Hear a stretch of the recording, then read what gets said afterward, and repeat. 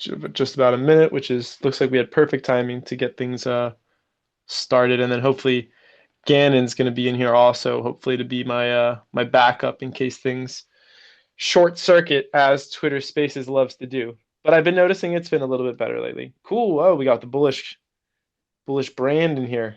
Welcome, welcome. We are going to get started very shortly. I'm just DMing a couple of our other speakers, and then we're going to dive right into the blustering industry of cannabis. All right, let's see, Brad Freeman. Oh, there we go. What's up, Brad? How's everything going? Hey everybody. Brad, I love to hear from you. Excited to have you here. Brad, thank you for being kind of like the catalyst for this space.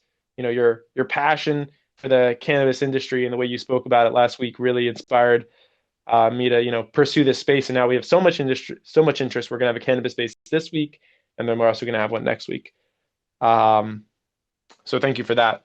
And our last speaker that we are waiting on, let's see. Oh no, you're all good. You're all good. Our last speaker is going to be Toby, but I don't see him in here just yet. However, we do have five speakers. I want to give everyone time to talk, so we are going to get started. The first thing before we get started that I'll ask from my speakers, and I always ask if anyone in the audience is comfortable doing, is to just share this space out. So it's tough for people to find this space when it's just at the top of their screen.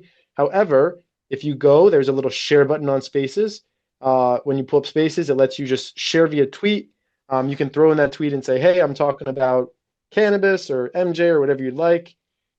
I'm going to put it out right now. We're talking about cannabis with, you can tag whoever's in here if you'd like, and that'll get a lot more people into the space. That's what I've noticed.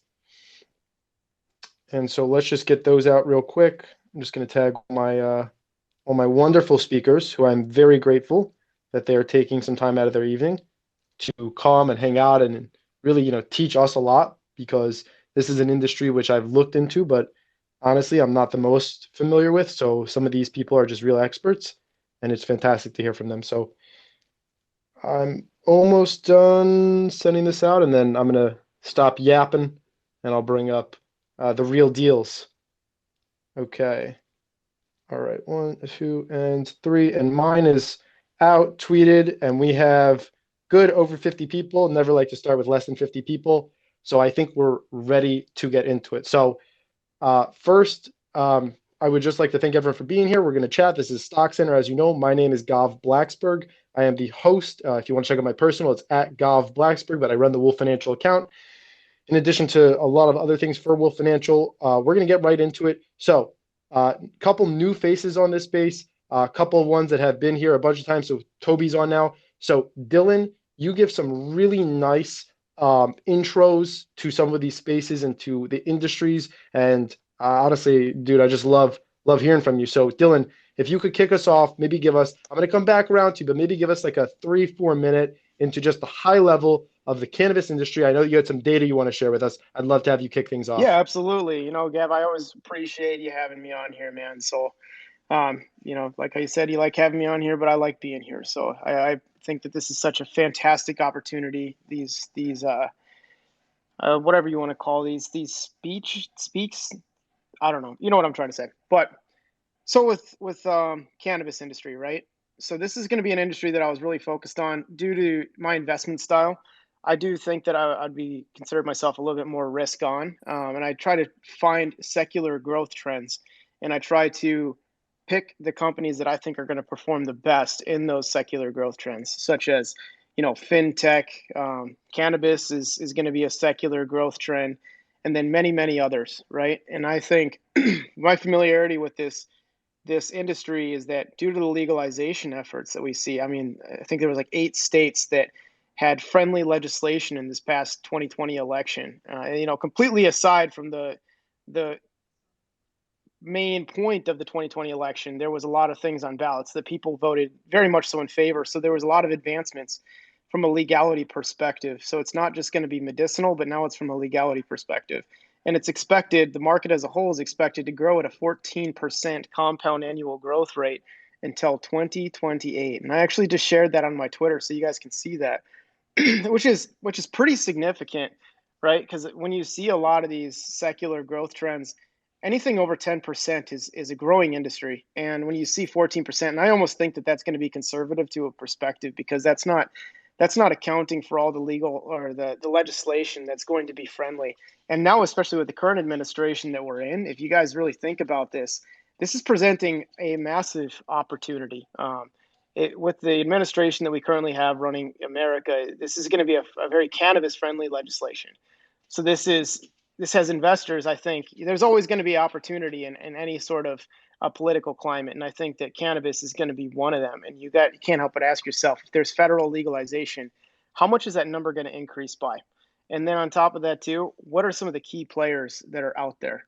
And that's how I'll open it up here, because I got a couple favorite players I'd like to talk about later on in this spaces. So yeah, that's how I'll kick it off there.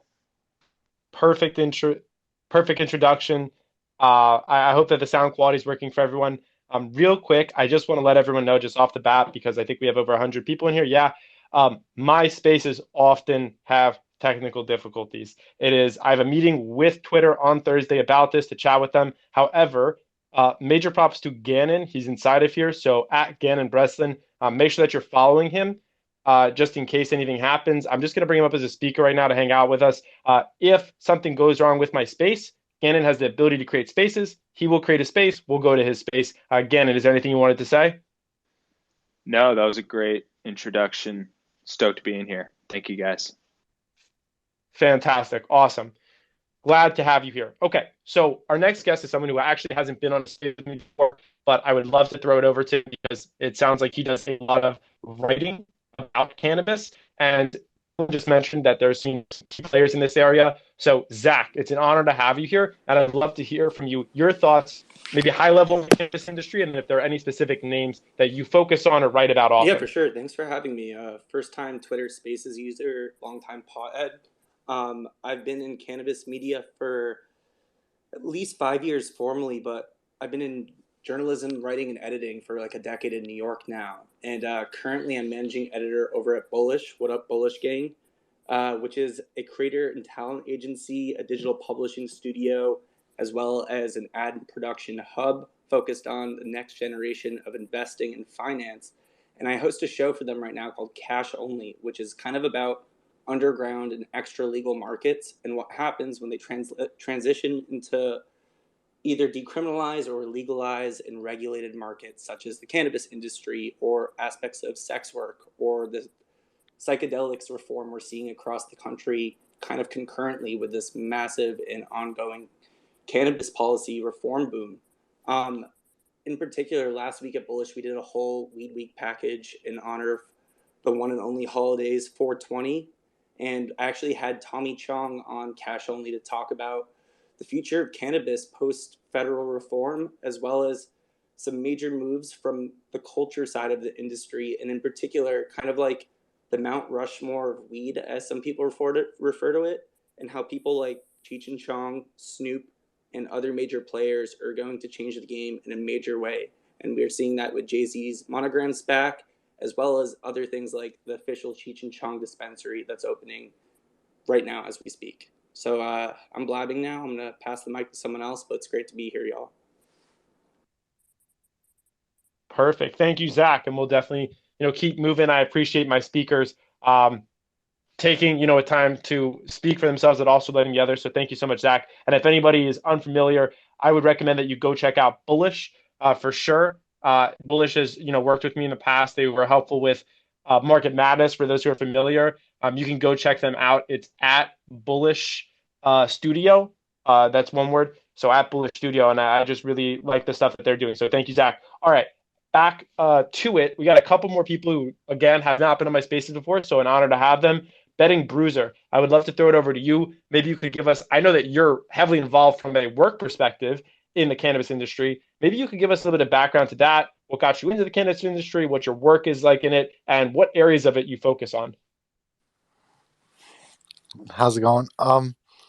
Yeah, so I just want to know, what do you want to do for a format of this kind of conversation? Do we want a question and answer, or are we just going to talk about ourselves? Or, because like the worst thing, anything is just talking to yourself. Yeah, I mean, I would love to hear from you because I know that you have a background in this area where you are the founder at a company and you have Harvest Moon Cannabis, Harvest Moon 420. So maybe you can talk about, this is seems like a pretty big part of life, this industry. How did that come about, and how is that progressing as this industry expands? Well, the industry's always been here. It's been here since 1960, 1970. It's also just evolved into, I don't know, legal cannabis into the United States.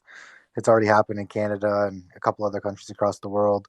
But yeah, it's just an ever changing space. The cannabis industry isn't the same as the cannabis industry was 3 weeks ago, so it's something new every week, something to look forward to. No one's an expert into this space yet. Anybody that tells you that is a liar. Anybody that tells you he's in the first inning is a liar too.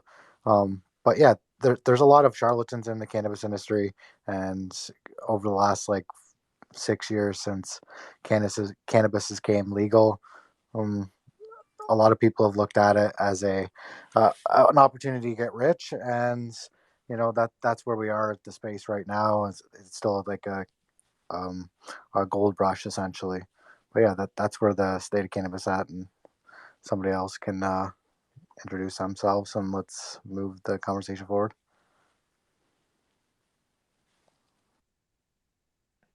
So within the cannabis industry, obviously it's been progressing. Who are in your eyes the leaders? And you just made a note that we're not even in the beginning stage, right? We're more maybe towards the middle stages. Who do you see progressing as we come into the later stages and perhaps becoming maybe more conglomerates, some stock names that people can be on the lookout for? It's going to be the consumer packaged goods companies, your Unilevers, pretty much your P&G will eventually take over as the co-packers in the space, and they'll basically take over the supply chain once it becomes a widely available resource, if it's through CBD or THC. Um, that's definitely who will be the leader. It won't be an alcohol company or a tobacco company. It'll be one of these conglomerates that can just swallow up anybody at any given time. But yeah, they want to see a couple of years of financials, and they want to see profits before they're going to come and step into the space. And then there's obviously the opportunity that big pharma can kind of sneak in the back door also. But I don't know. Cannabis is always going to be known as a drug that's recreational, and it's always going to drift away from medical eventually. But yeah, that's how I feel about it.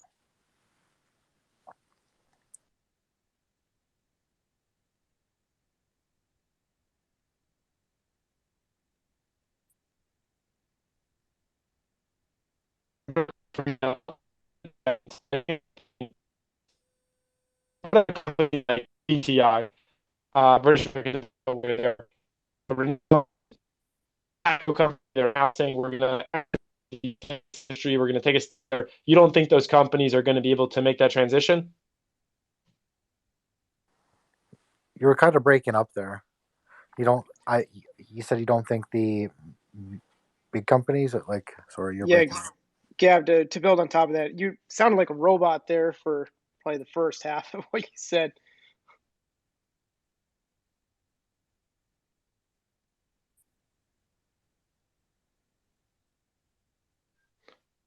Sorry, sound is not necessarily working on my end. Perhaps I'm missing something. To the rest of my speakers, can you hear me right now? Yeah, I can Yeah, hear we you. can now. Yeah, we can hear you No more now. robot voice. Okay. Yep. All right. Apologies. Something was up with my Wi-Fi for a second, but thank you for sticking with me.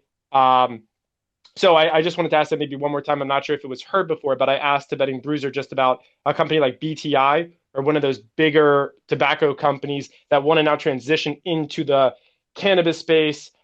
Uh, is that going to work for any of them? Are they going to be able to, or is it companies like Canopy Growth and others that are going to, or maybe not Canopy Growth, but others like that are going to be able to take over the space? I mean, Yeah, Africa already has investments in these spaces. It already is here. Big tobacco and big alcohol are influencing big weed. It's already, the proof's in the pudding.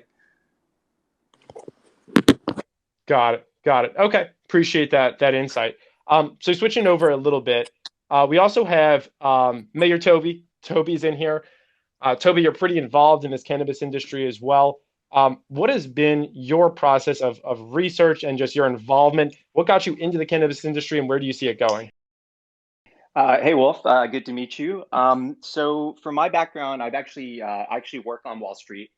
Been on Wall Street for over 15 years as an institutional investor at an investment fund.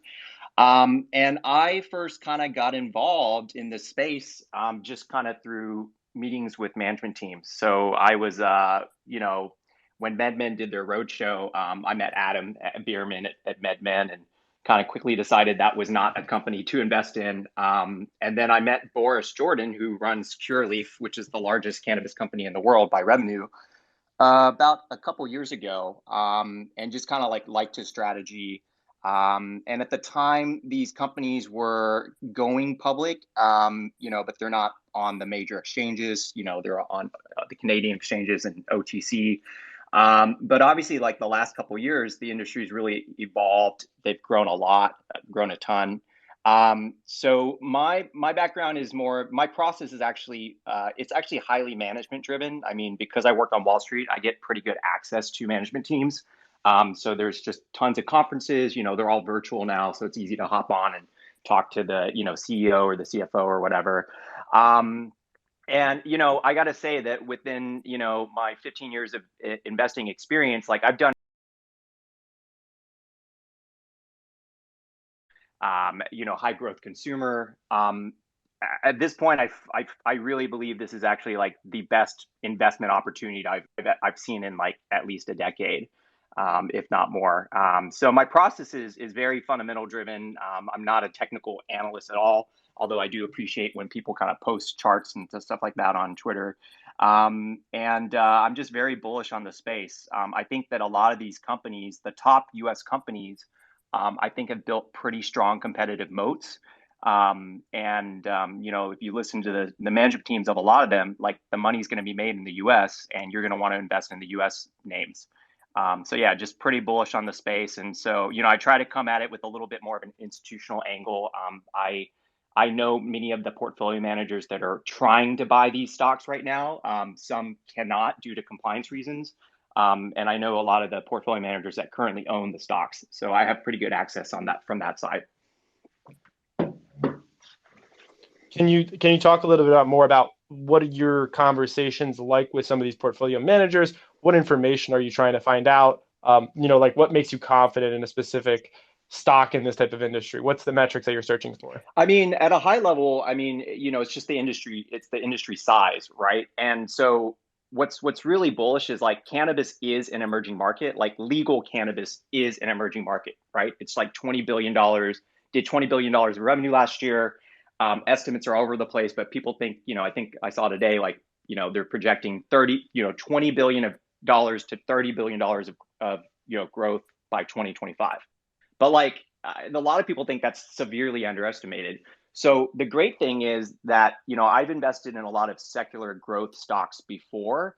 And the great thing about cannabis is that even though it is an emerging sector, it's only the legal cannabis is the emerging sector. Like cannabis is actually like the amount of, cannabis sold in the US is actually close to like $100 billion already, right? Because there's the black market, right? So it's actually like an emerging market, but it's also established. So the product's been around for centuries. People have been using it for centuries. Whereas like, a few years ago, you'd have software companies say, hey, we're an AI company. Like what's an AI company, right? Like how do you actually monetize that? So a lot of those companies, there's a lot of high growth companies that end up being kind of like, they sell you the stock based on hype. Like I personally don't think cannabis is hype because, it's a huge market already, right? So we're relying on conversion from the black market plus new products bringing new consumers in. So from that standpoint, I think that Wall Street and portfolio managers are very bullish on the actual growth of the industry. That being said, I think the two biggest caution points are just the compliance. Like you can't run a $100 billion fund and want to take a 1% position. That'd be buying $1 billion worth of stock, and these stocks trade on the OTC. So there's just like no liquidity. So that's a huge kind of, impediment to the sector currently, which I think eventually gets solved. That's why I'm bullish on it. And then secondly, I think people have concerns over what the long-term structure of the industry looks like if interstate commerce is going to be allowed, et cetera. And those are all kind of like maybe smaller points. But I think uniformly, Wall Street is actually, professional money managers actually are pretty bullish on the space. They're all still just getting ramped up, though. I mean, I remember doing meetings with these companies like a year ago, and there'd be like two other people, like two other funds in my virtual meeting. And now I do meetings with them, and they're like 20 other funds. So the interest level is definitely there, but firms have to try to get it through their compliance department to be able to buy these stocks, and the stocks are illiquid by nature, so that's also another impediment. Hey, I like that. That was a very I have a go for it, question Zach. for Toby, and thank you for speaking. That was super interesting. I'm more from a culture perspective, but I do and have paid attention to certain markets outside the U.S. And you were kind of talking about U.S. centric perspective, at least for investing. I'm curious if you think about the global market at all, particularly as other big markets embrace nationwide reform or even legalization. I'm talking particularly about Mexico next year is trying to legalize. Israel might in the very near future. The UK could soon. And then more interestingly is actually Colombia, which is already doing global exports to both Israel and Canada. And in particular, I like this company called Avicanna, which has they're technically based in Toronto, but they have a huge growing and R&D operation in Colombia. And they've partnered with the University of Toronto as well as Johnson & Johnson to work on CBD clinical lab tested phase 3 clinical trials for dermatology products. I guess what I'm asking more broadly is, do you pay attention to Canada and these international markets that might open up and potentially leap ahead of the US unless we embrace federal reform? Yeah. Hey, Zach. That's a good question. I mean, I'll be completely honest with you. 95% of my attention is focused on the US just because the US is a big enough market, and all the public, cannabis companies that are focused on the US, they're called multi-state operators or MSOs. All of those guys are 99% focused on the US, mainly because that's where the near-term money is to be made. A lot of these companies have been very capital constrained. So, it's hard it's been traditionally hard for these companies to raise equity capital. Debt capital is very expensive, like double-digit rates for debt capital. So these companies, the US companies, have to be very picky about where they invest their money. And given the near-term returns are in the US, they're all focused on the US for the most part. So, I know at a high level, I know that a lot of the Canadian companies have actually talked up international expansion. And that's mainly because Canada is just kind of a small market. So those companies actually need to talk it up to justify their valuations.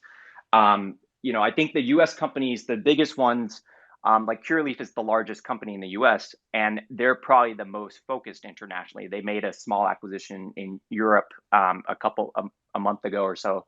But it was more kind of a toehold, actually. So it wasn't anything major.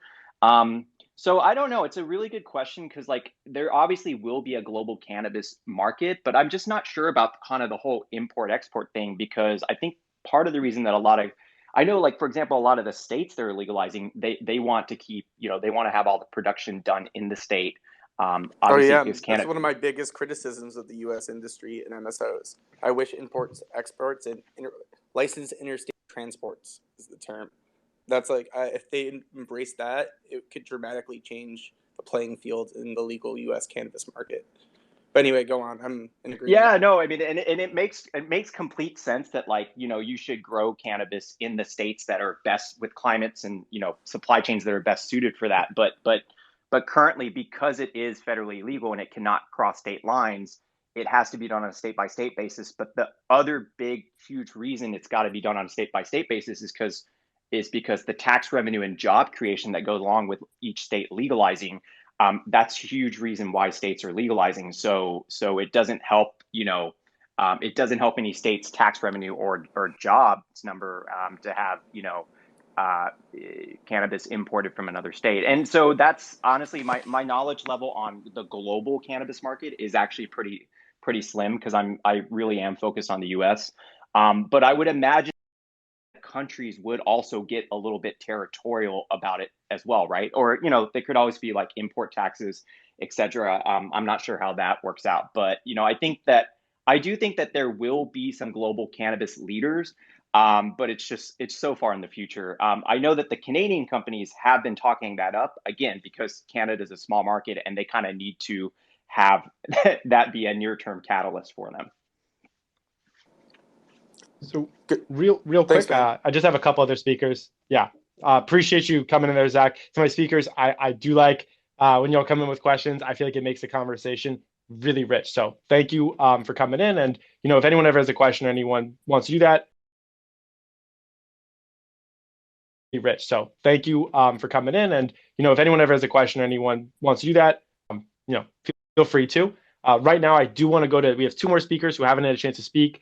So first, I'm going to go to risk versus reward. Dylan, however, just a very quick announcement, and that is for those who are familiar, I've been running Market Madness for a little bit over a month now. It is a social sentiment tournament for stocks, ETFs, and cryptos, similar to March Madness, and it all ran via poll on my page. The championship poll started today. However, I set the poll for only 24 hours. It was supposed to be a 48-hour poll.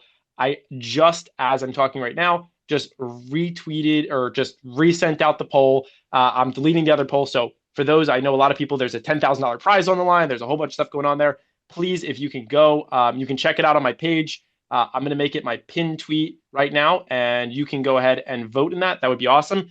Without further ado, throwing it over to you, Dylan, risk versus reward. Maybe just chat with us. You're fascinated by this industry. You're into gaming and sports betting and cannabis. Why does this industry fascinate you so much? Yeah. So I guess I do have to come in with saying I am biased. I do consume cannabis, and it has given me a bias for sure. So if anyone in here doesn't, and you could think what you may, but basically, I think I got to watch this industry transform firsthand. I went through college basically at the exact time in Illinois that Illinois was going through the transformation from illegal to legal.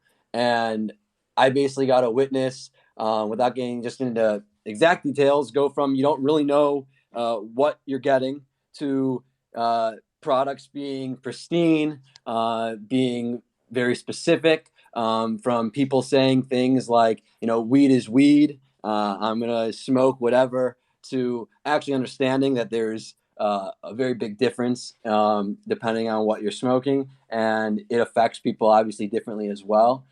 So seeing that transition through school, and seeing how, in my opinion, actually how technology adapt in the industry was really amazing. Just the ways that you can consume. An example that I actually wrote about recently, and I'm bringing this up just because if you don't know about the industry, this really is a big deal.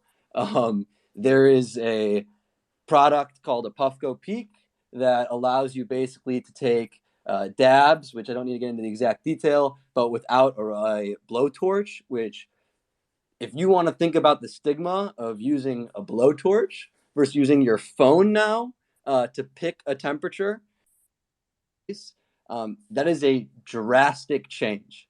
If someone is a major stoner, they may think, who cares? I just want to use the blowtorch. And if someone is totally on the opposite side, they may say, who cares? I don't want to smoke weed anyway. But there's a huge group in the middle who isn't going to take out, these type of, a blowtorch, for example, but would 100% try weed when they can on their phone put in a temperature to heat this device to and use it that way. As you can see, that's going to continually change every single year, every single month, every single week. They're going to continue to adapt. So I think it's pretty remarkable how quickly the industry is becoming more consumer friendly, and that's going to be a huge change towards growth. Separately from that, the stigma just in terms of my generation, I'm 23, is so different from older generations. It's not about who uses cannabis, it's about how we look at people who use cannabis. There was this idea that if you use cannabis, you are lazy or you are, I don't know. I don't have this stigma, so I'm trying to kind of come up with it. But in my opinion, that's changed dramatically. I look at a lot of friends I knew who smoked regularly in college, and they were very successful. Not only very successful, it's some of the hardest working students I knew. It just isn't looked at in the same way that it was, and that is such a drastic importance to harp on to someone who may think from the opposite perspective. I've met very few people my age that are still in the perspective of cannabis as a negative. They may not choose not to do it, but they don't look down on it, and that's just so huge for the long term. Quick note on the MSO Canadian debate that people have. If you're looking to make money in the market, even if the Canadian companies may not be the strongest companies long term, I'd see them merging with other companies. I see them getting bought out. I see them, a lot of these small companies that are looked at as crap, having these huge runs once again on announcements like that. So, I own MSOS long term as just my largest holding in cannabis to cover the MSOs. But I do play, I do have leaps on a lot of the Canadian companies, hoping for buyouts, thinking that there's going to be some big winners there. So I'm just throwing it out there that making money on some of these companies and also them being your long-term play can be two different things. And then the final thing I kind of wanted to say on cannabis, and then of course we can talk about more, is the companies that aren't selling weed at all. Personally, I love telling the story of Green Lane, and I'd be curious to hear if anyone on here follows them closely like I have. Green Lane Holdings is a company that they basically are a distributor and have e-commerce sites for a bunch of vape and marijuana products. And when they IPO'd, over half their sales was coming from Juul. And right when they IPO'd, and their IPO was at 16 and jumped to 29 the first day, was the same time that Juul got crushed for targeting kids, and then people were dying from fake cartridges or something going on, and all this horrible news on vaping starts coming out at once, and the stock starts tanking, and then that leads into a horrible year that leads into COVID, and the stock ends up going from a peak of 28 down to $1.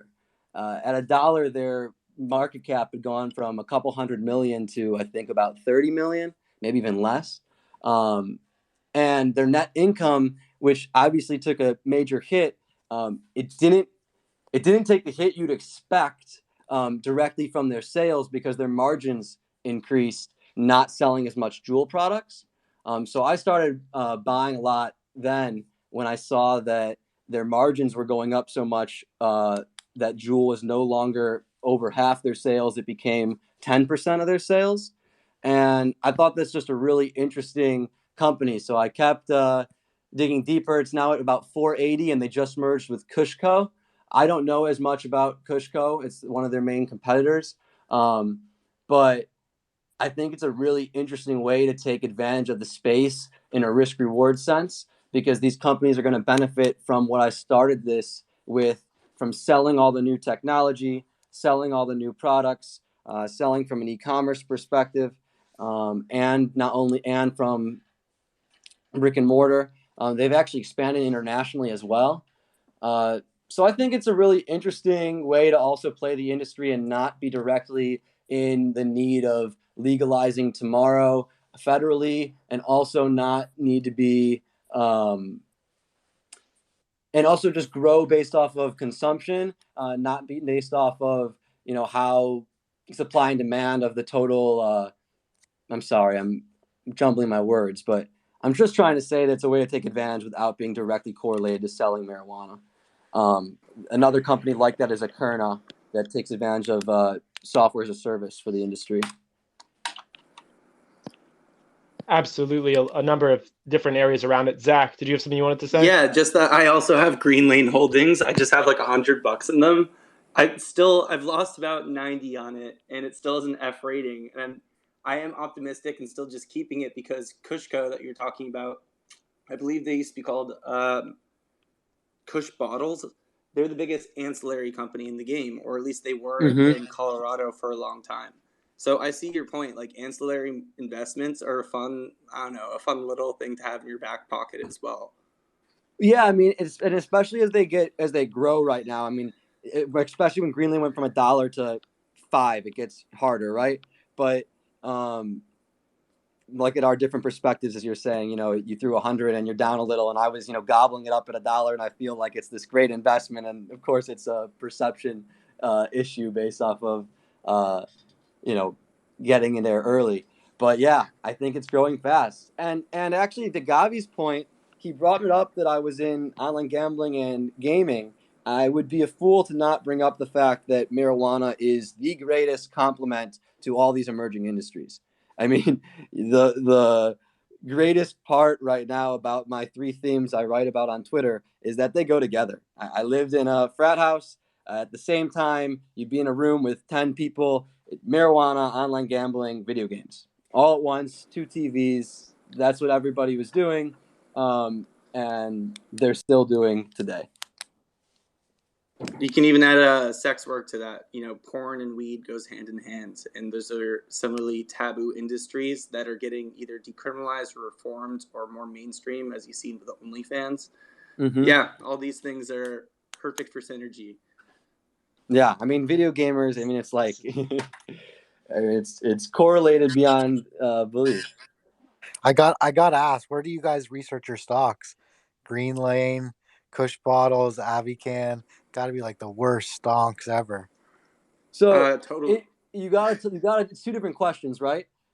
So worst stocks in your head is right now looking at really the story that I explained. I mean, a stock doesn't fall from 28 to $1 being in a good position, but I also don't return 800% in 6 months on a stock when everybody thinks it's in a good position. So, the right answer for the first part of the question probably would be the Motley Fool, right, Brad? That's where he gets his information from. No, I actually I was just connected to the company before they went public. I knew of them, so when they went public, I bought one share because I was like, this company's way overvalued. It fell to $1. I loaded up at $1. It hit 8. I sold. It hit 4. I bought back in. It hit 7. I sold. Now it's at $5 again, and I loaded up. What? I love. Oh, sorry, Betting Bruiser. Yeah. Like with loaded up, like with 2 shares this time or 3? No, a few thousand. All right, just joking, buddy. You're good. I'm just being straight with you. Throwing some around. Yeah, the risk versus reward. We've had some good conversations. We actually did a podcast last week. There's some real money moving back there, so it's nice to hear from him. Okay, so the last speaker we haven't heard from is the head honcho, stock market nerd, Brad Freeman. Before we get into Brad, real quick, I just want to let everyone know that if you are enjoying this Twitter space and you like Twitter spaces as a whole, you should definitely go ahead, and check out each of my speakers first off, because they're fantastic and they're giving valuable content. And then you can check out my page as well. I have a ton of Twitter spaces planned for this week. I have this one today. I have 2 p.m. EST tomorrow talking about Palantir and Buzz going head to head. On Wednesday, I have a 11:30 a.m. one-on-one with Jonah Lupton, asking him questions from the audience. On Friday, I have the Weekly Howl. That is my 5 p.m. EST, where you can catch up with your favorite investors. I'm going to have Simon Erickson, CEO of 7 Investing, will be on there. I have Luke Jacoby, Hot Stocks Luke from Benzinga will be on there. I got a couple of other big names that are going to be coming on there as well. I'm going to be trying to get Jason Raznick, CEO of Benzinga. I've heard it is likely that is going to happen. And then we're also going to have Rihard Jark, who some of you might follow on here, who's a really, really fun investor as well. So that's all this week. And then next week, I have 6 Twitter spaces next week. I have Sunday, Monday, Tuesday, Wednesday, Thursday, Friday. Yes, I have one every single day of the week. One of them is Max's, I guess. We're going to be moderating with Brian Feroldi and Chris Peruna. So much is happening. So make sure that you're checking out and you're joining the Wolf Pack. So that would be a great time. Without further ado, though, throwing it over to Brad Freeman, the stock market nude, who honestly just dropped so much knowledge the other day on cannabis, which is why I was kind of keeping you for last, Brad, because I wanted to let you, have your 5-10 minutes to speak because I feel like you have a lot to share with us. Yeah, do you want me to just kind of run through what I spoke about a few weeks ago, or focus on something? Hit us with it, man. It was freaking enlightening. Okay. So I should probably also give the same disclosures. I am very much so a cannabis enjoyer. Also, I'm 23, went to Michigan. So while I was in school, just to give you an idea of what Ann Arbor, Michigan was like, a recreational cannabis store went up across the street from our business school. So it was very much so part of the normal culture over time while I was there. And yeah, it was fascinating to see it evolve. And that's really where my interest came from. I do focus solely on the MSOs, the multi-state operators. I just think, I mean, that's there's no hoping there. The performance fundamentally is phenomenal, and as a long-term fundamental investor, that's exactly where I look. So I guess just to give you a sense of just like the discrepancy between these MSOs and these Canadian LPs and where they're trading. As of 2 weeks ago, when I did all these notes, the MSOs were trading around 2.5 times sales. Canadian LPs were closer to 10 times sales. The Canadian growth not only is slower, but the margins are far thinner. They dilute shareholders. I'm speaking generally far more aggressively. They use goodwill write-offs far more aggressively. And they overpromise, underdeliver much more consistently. I own my first cannabis investment was Aurora Cannabis.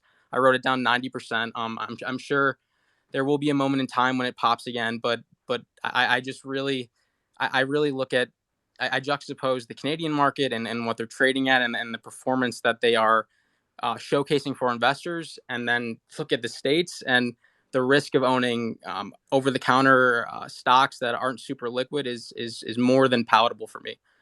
So just to kind of give you, I guess, to move on to the regulatory environment and where I see it, I do agree that over the very long term, um, I do agree that interstate commerce is probably going to be a thing eventually. I don't really see that as likely as uplisting or safe banking or 280E reform, which I'm about to talk about. But I do see that as being a headwind on gross profit margin and how much these companies can really charge per gram. There's very much so. I mean, if you look at Colorado and California, and then you look at Michigan and Ohio, the price per gram that my state realizes is far higher, pun intended, than California and Colorado because it's a more mature market. And once these states open up, and I'm speaking very long term, but once these states open up, there's every reason to believe that interstate export and import will be allowed, and price per gram will become more normalized.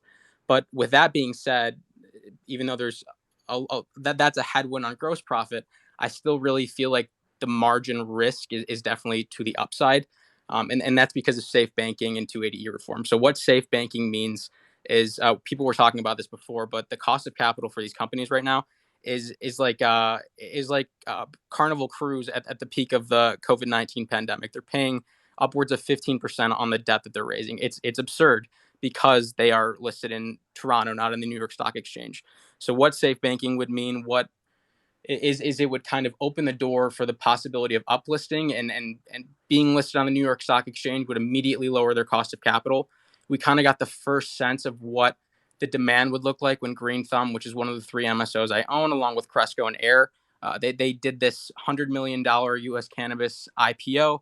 It was scooped up by Betting Bruiser. You're going to have to interrupt me if you've gotten sources other than this, but you tweeted out that there were rumors that it was BlackRock that scooped up the entire thing. So unmute yourself and interrupt me if that's wrong. But so sorry, go ahead.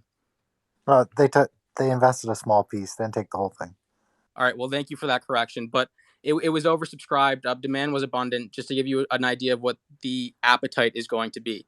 And then 280E reform. So what the heck is 280E? So it's a tax provision that essentially prevents anyone selling something federally illegal, so American cannabis growers, from deducting any ordinary business expenses from their tax bill. So these companies, their realized tax rate is abundantly higher than it would be if we got this reform. And along with safe banking, I feel like that and 280E reform are by far the two most likely pieces of legislation that we're going to see in the near term. And to kind of quantify that for you, giving you two of my MSOs, Green Thumb's price to earnings without 280E reform is 62 times, and that goes to 36 times 2020 earnings. For Cresco, 91 to 42. And Cresco, I mean, their CAGR from 2020 to 2022 is above 50%. And so you are not finding that kind of value with that kind of growth paired together anywhere else in stock markets where I look. And I spend a lot of time looking. And it's because there's regulatory risk. It's because this industry is so quickly evolving and things could change so rapidly. But I do see safe banking normalizing their cost of capital and 280E reform normalizing their tax bill is having a profound impact on the net income and the free cash flow that these companies are already enjoying. So while there are going to be some kind of margin headwinds on gross profit as maybe interstate commerce is allowed down the line, I do think the stronger margin tailwinds are going to be those two events. Just to kind of comment on some of the other presentations, I agree with there were two themes, kind of CPG takes over in the long term, and then MSOs are maybe the place to be in the short term. And I think that's kind of hitting the nail on the head. MSOs are profitable. They're rapidly growing. They're rapidly expanding their footprint, and they're spending money in a much more rational way than the Canadian LPs. I'm again speaking generally. I do see down the road, maybe 5 to 10 years, these consumer packaged good companies buying up the MSOs and kind of taking over the industry just because of their logistics networks and their courier networks and how much expertise they have in national operations. But I don't think they're going to just be able to build their own grow houses, get their own licenses, and do this without the MSOs. I really think they're going to have to do this via the M&A route because there's not going to be an infinite number of licenses issued ever. And these MSOs are racking up a massive market share in the licensing nationally. So they can kind of take what's left in terms of cannabis footprint, or they can just buy these companies with established brands and established footprints and go about it that way. And based on how the Unilevers, that was one example, has operated in the past, there's every reason to believe they're just going to buy them up. So I do believe that these companies do get purchased, and I also believe that there is a lot of upside from now until then, until that happens. Brad, I got a question for you. Sure. You brought up MSOs. We agree to own there, but do you, I guess, own specific MSOs more heavily than the ETF, or are you more heavily weighted in the ETF? Yeah, sorry, I misspoke. So I own MSOs, like I own multi-state operators, but I only own specific multi-state operators. So my largest position by far is Cresco Labs because I do love their wholesale approach. And I feel like in a future where 7-Eleven or gas stations can actually sell joints or sell cannabis, the wholesalers will do better in that environment than the people focusing more predominantly on these valuable retail assets. And I also own Green Thumb and Air, and those are two smaller positions for me.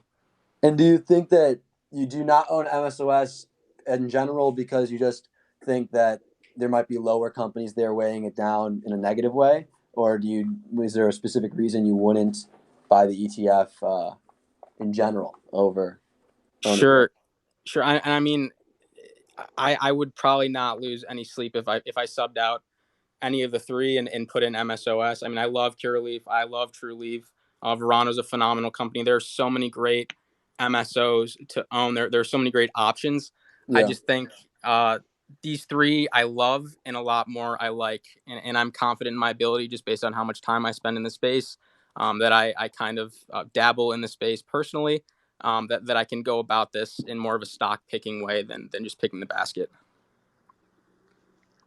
So I appreciate that explanation, Brad, and thanks for coming in with the question. Dylan, so back to Blue Suit, Dylan, real quick, and maybe Brad will have some conversation just to wrap up the last 15 minutes of this. Dylan, I gave you kind of an intro, and then I wanted to come back to you for maybe some specific names because I know you had prepared on those. So floor is yours. Yeah, man. So the way I really like to think about it, so when I love the way that Bruiser summed this up, where he's like, you know what, man, it's a gold rush out there. And I think that goes perfectly with the analogy that I have a very clear winner and somebody in a company that I am extraordinarily bullish on, not just today, tomorrow, but like long-term, 5, 10, 15 years in the future, because it's really much more of like a pick and shovel approach, right? So GRWG, so that's the ticker symbol, GRWG, GrowGen, is going to be one of the biggest beneficiaries of this secular growth trend, in my opinion. And the reason why is that they're the leading hydroponics supplier, right? And I emphasize leading for a purpose, right? So whenever I try to pick out the stocks, it's like I always try to approach it like a Tesla perspective, where you want the clear leader in a space. And also to build on top of that too, there's something else the Bruiser said that really stuck out to me too. It's like when you get these guys when they really start winning, they can just scoop anybody up that they want to. That's exactly what GRWG is doing, right? They're going around and they're acquiring companies and they're doubling their retail footprint year over year by 100%. So they were 25 stores last year. Now I think they're about 55 or getting close. They may even be in the low 60s right now. Yeah, but they're not the leader though. They're number 3. They're the number one. No, Hydro Farm has more sales than them, and a company called Scott's Miracle Grow would be considered number 1. And they're hydroponics? Yeah, they're hydroponics. Scott's Miracle Okay. Grow. They have 500 SKUs. Okay. Yeah, I see that. But okay. Yeah, I understand. GrowGen's at the top though. I just want to correct you on that. Yeah, and I think there's even a chance they could beat them in revenue this year. And the only reason why I say that is that they're guiding for 100% year over year revenue growth again, and they just did little over 180 million dollars in sales last year. And the most important thing here too is that from a stock picking perspective, obviously you want to think to yourself, is the company profitable? And they are, right? So they actually have an earnings, which is one of the most important things. That's where they're really going above and beyond like Canadian Growth Company and a lot of these other names out there. So I think that that's definitely one that I think any stock picker should at least do their due diligence on. And another company that I'm very, very bullish on is Weed Maps. I'm sure that a lot of the users around here have actually, used Weed Maps or at least heard about it. Where their business model is one of the most extraordinary business models I've ever seen. It's the combination between Amazon meets Square.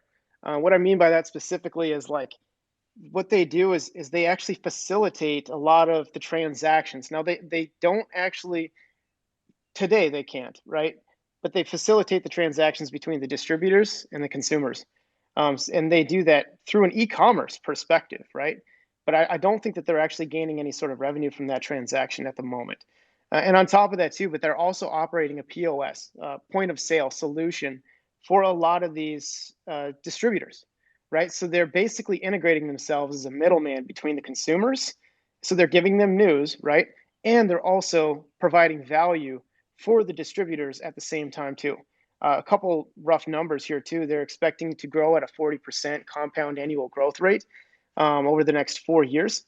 And on top of that too, they are EBITDA positive, and they expect to, remain EBITDA positive at a 55% compound annual growth rate with gross margins all the way up in the 90s. So I think in 2020 it was 96 gross margin.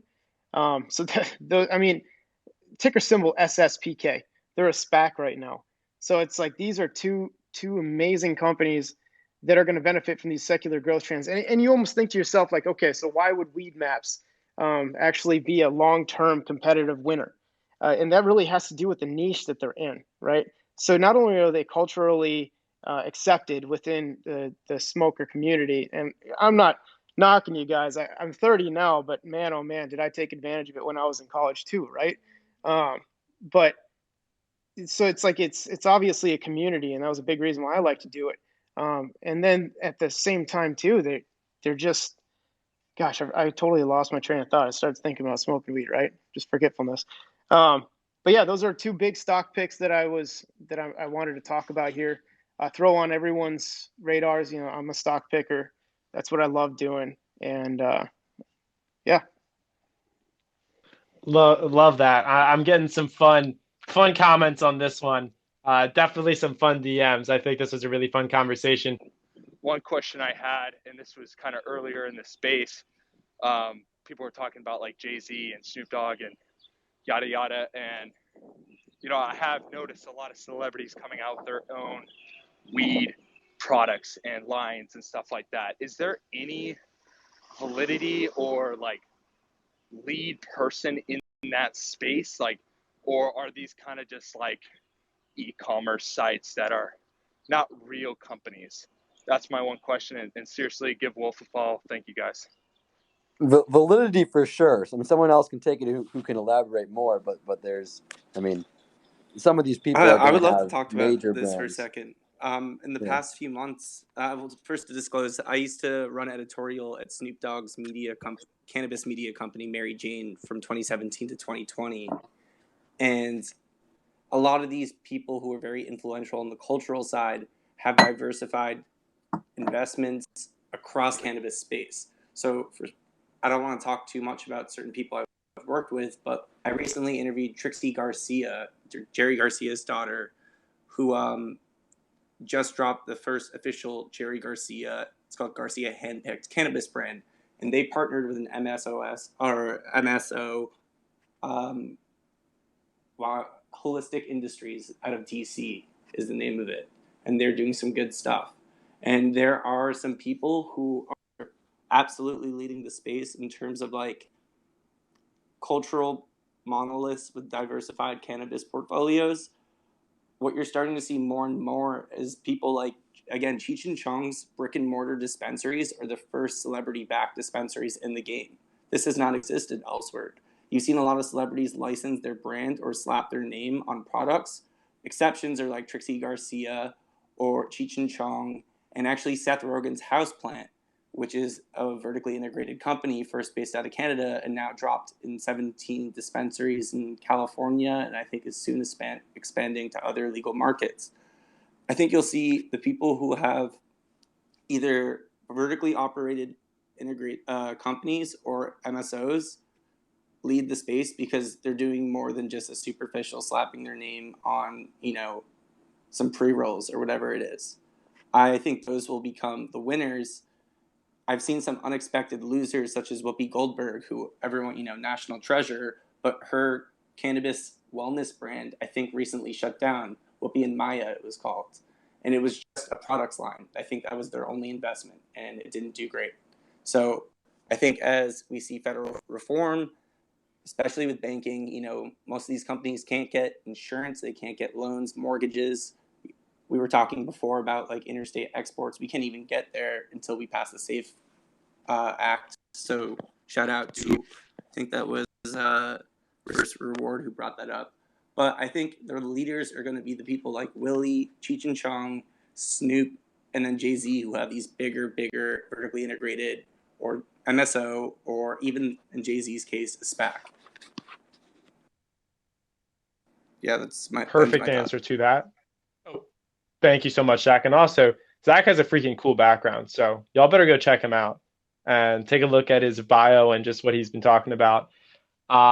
I think that a great way to kind of wrap things up here, as we are almost at an hour, would be to bring it back to Toby to talk about MSOs, because I think that's going to be something that really is consumer facing and that people would want to know about. So, Toby, floor is all yours. Yeah, thanks, Wolf. Yeah, I mean, I guess I just want to close out my comments by just kind of giving kind of my super high level big picture view on this sector. So, I think the publicly traded U.S. MSOs are the place that, you want to invest. And the way I kind of view this opportunity is I do think that it's going to be $100 billion industry. Like I said, I think it's currently already $100 billion industry if you add the legal market and the black market. But I'm a strong believer that, the black market will convert to legal sales. And also with all these new products coming out from all these companies, you're getting a lot of new users to the category. I mean, actually, the fastest growing demographic for cannabis usage is actually baby boomers.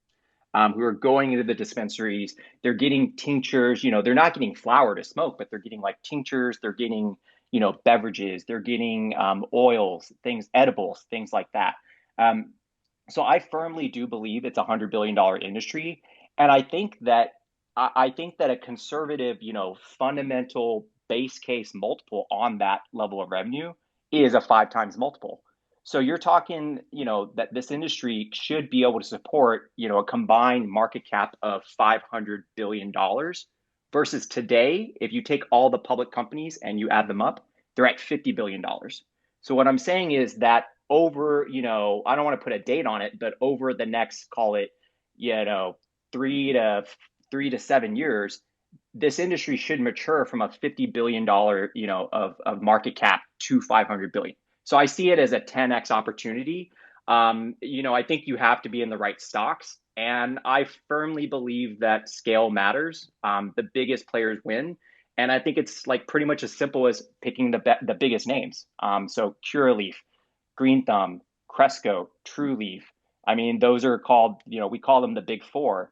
I mean, those are the best opportunities. And then just kind of to piggyback on something that Brad said, Brad was talking about, capital market access, 280E, potential for uplisting. I think that a lot of people are underestimating, if you look at this industry has grown rapidly the last couple years, despite all the capital constraints, despite the handcuffs. I mean, this industry has so many cards stacked against them. They're now starting to be removed. So I personally think, I can't tell you when these stocks get uplisted onto the NASDAQ and New York Stock Exchange. I know many investors that are invested in these names, like that is going to be a key catalyst, but it's almost got to happen. I mean, Curaleaf will do $2 billion of revenue next year on a run rate basis. And, they're going to have thousands of jobs. Like, you just can't keep a company like that off of a major exchange. But I think, kind of, again, like Brad was talking about, I think a lot of people are underestimating the potential acceleration in growth that can come from that. Because if you give these companies more capital, if they can uplist, raise capital, at more favorable terms, that capital is reinvested back into the industry. Like, for example, Green Thumb, every $100 million that Green Thumb invests, they make $100 million of EBITDA back within 18 months. I mean, those are crazy numbers here. So I think that, I do think that a lot of the regulatory stuff, it's moving in the right direction. The stocks can be volatile based on how, people perceive that movement to be going. But I do think it's moving in the right direction. I do think that the companies will, I think access to capital will get easier over the intermediate term. And I do think that has the potential to either accelerate growth or at least sustain growth at these high growth rates. So, I'm obviously, drinking the Kool-Aid, I'm smoking the weed. I love how everybody here is like a cannabis user. I'm a big cannabis user as well. But again, like it's such a high growth industry. But again, you have to buy these names. I don't do good trading them. Like, I'm a buy and hold kind of guy. I know other people like to trade them, and that's great. But I do see a lot of these companies, especially the top companies, being multi-baggers. Can I ask a quick question before we it. exit off? Or Gavi, it's Yeah, but absolutely. it's on a company that I just want to know more about. So I'm curious if anyone knows about it. I don't want to. If you have a comment on what Toby was saying first, please go ahead. No, go for it. We got a comment on about to me and Stock Market Nerd just now about Kern, and I really want to ask if anyone can tell more about Kern. Kern was a SPAC in 2018, hit 70, and now is at $3. You can see along the lines of my companies that have gotten crushed. But they do software as a service for the marijuana industry, and I'm basically just in love with the fact of tracking data from seed to sale.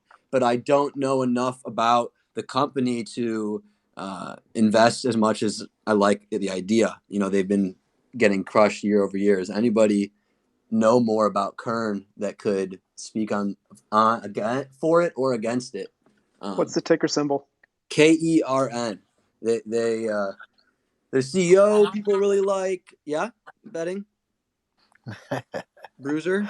Oh yeah, I can talk about it. So Kern was a technology company. It bought a company here called Ample Organics and a company called Medicine something Technologies down in the United States, and I believe they made about another auxiliary company, but the company's complete garbage. The company basically came with one of the early people that took advantage of a SPAC, came to market highly overvalued, tried to keep the house of cards up as long as it could, and then the founders sold all their shares into it.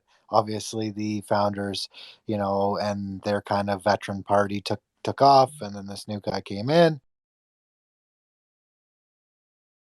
and tracking your plants and things eventually you can do to yourself instead of having guys just standing around with their hands in their pocket. This company is, you're paying an exuberant amount for it. But yeah. So I have a quick question for you because this does go along the lines of our conversation earlier. I'm a big part of my strategy is looking for these type of companies that are thought of as shit and figuring out when they make that turn. Of course, when it got blown up to $70 a share on IPO, I mean, on the merger, that was outrageous. I think it was at $4 just recently. We got to check the market cap on that comparatively, but I'm curious. Do you think this just goes to zero? Are you saying, because you seem to be more focused on the bigger picture of what's really going to be the long term, and I'm of course showing a little bit more focus on where can I make the most money right now, and I'm curious if this might be a company that stock price may double or triple, even if it may not be a long-term player. I don't know. There's $100 million market cap deli listed in the market. I don't know. I got some oceanfront property in Arizona I can sell you. Okay, I hear your point. I hear your point.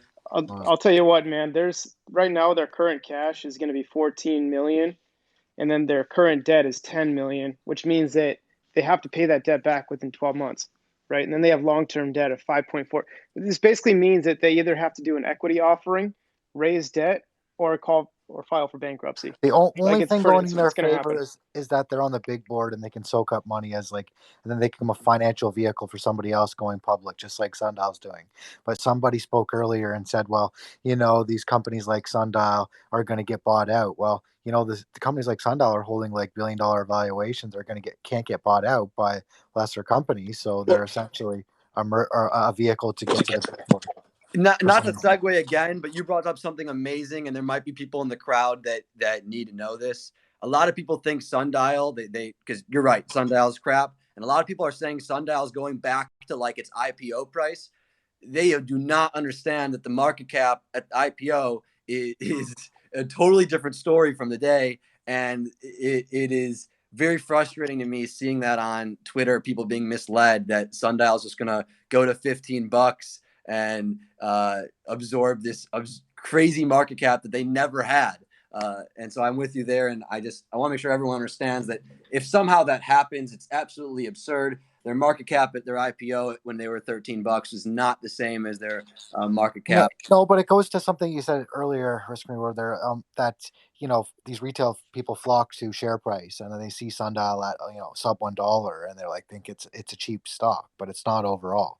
So then that's how people think. They just go to the cannabis list, that's the cheapest, and then if that's not, it doesn't get their appetite, they go to the next cheapest, which is organic gram. Yeah. So let's clarify for anyone in the audience.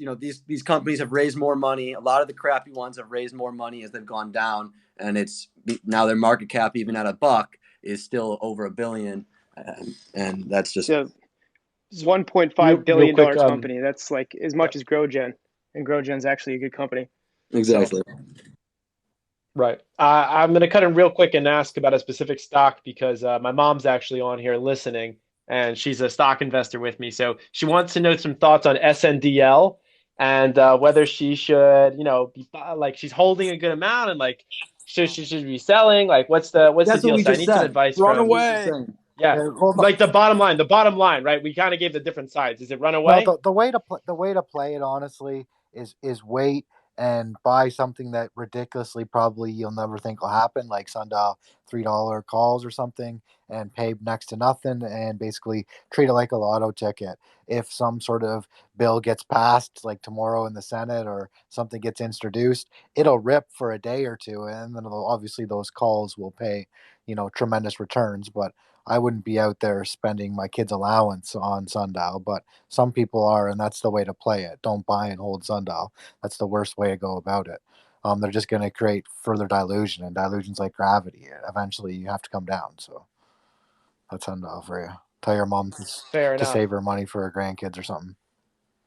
Yeah, well, she's got 4 of them, so it'll be good. Okay, so my last question that I'm going to throw to my speakers, and then we're going to end for the night. And then if anybody in the crowd has questions on this topic, feel free to send them to me. There's actually been so much demand for a cannabis space that there will be another one next Thursday. Wolf of Weed Street, if anyone's familiar with him, is going to be on that one. And that is, I've gotten a couple DMs about drinks, about cannabis, basically infused into other sides, because I feel like we talked a lot a bit about the industry from a smoking perspective, and someone touched on tinctures. What about all these other areas, right? Drinks and edibles, and how do those factor into the market? And I guess, Zach, I'll throw that to you first. Yeah, I just want to say that there's a lot of hype and media attention paid to the quote drinkables market and infused beverage market, particularly because you see huge companies like Anheuser-Busch or Constellation investing and doing partnerships with companies like Tilray and the InBev Sense, the Anheuser-Busch deal, and Constellation was with Canopy, I believe. My general takeaway is that if you actually look at the legal market, currently drinkables make up about like 6%, maybe less. And it doesn't really show that much signs of growing. I really think it is an overhyped market if you look at where people are spending their money across all age demographics and across various legal states. Drinkables are barely making a dent, and I edited a long form story about specifically that in the Canadian and Californian markets. I don't know how I can drop it in a way for people to follow, but my attitude is it won't have potential until we're at the place where there's federal legalization reform and social consumption spaces, like places you can consume on site, are viable and omnipresent, because you won't be able to have alcohol on the same premises, so they'll be selling beverages. But these places are only starting to open and only allowed in certain states. New York included it in its recent legalization bill. But my general attitude is it is a tiny percentage of the whole products market. And actually something that I'll leave it on this, risk versus reward. I believe someone was talking about the Puffco Peak before. And as you see new consumer-friendly technology like that, which is the iPhone of dab rigs, vapes and concentrate products are way more booming than drinkables in any market you look at, like any state market, I mean. So I'd say be wary. That said, don't count it out, because they're making now, every beer company now has some sort of hemp infused and or CBD products, and a lot of people are getting into CBD infused seltzer in particular. So you'll see maybe some, like, compare it to Kin Nootropics or maybe even a Soylent, something along that, but I don't think it'll make a huge nationwide splash, if you ask me. Thank you. Yeah, absolutely. I love that answer. Okay, we are about 15 minutes over. The second best, so the best part of this space was my fantastic speakers. So round of applause for them. The audience can't really speak, but I'm clapping for y'all. And I just really appreciate you coming on and sharing. And hopefully I'll have each one of you back on.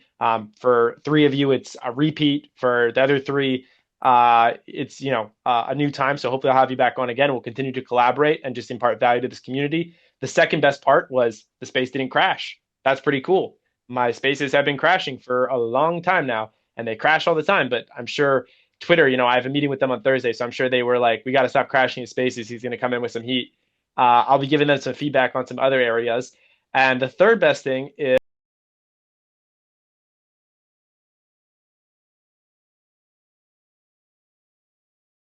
feedback on some other areas. And the third best thing is that there's another space tomorrow. And so I hope that y'all are joining the Wolf Pack, because we're going to have more spaces coming and just chatting and imparting information. Feel free to DM me questions about the send them to me, and for everyone that sends me the appreciation, I really appreciate the love in the DMs on Twitter every single day. This community is a huge part of my life, and I can't wait to just keep growing it. So thank you to everyone, and have a fantastic